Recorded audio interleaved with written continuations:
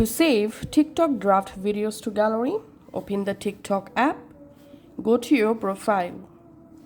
In your profile, open the drafts folder and open the draft video that you want to save to your gallery.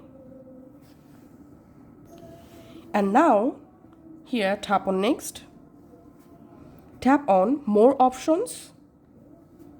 Here, scroll down and you'll find the save to device option. So must enable this save to device option. Then close the settings. Then tap on everyone can view this post or privacy option.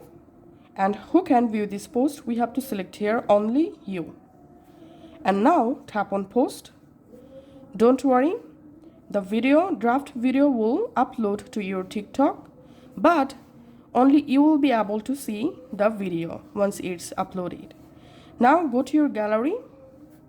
In your gallery, here you will find the draft video that you just saved from your TikTok. So that's how you can actually do it. Thanks for watching.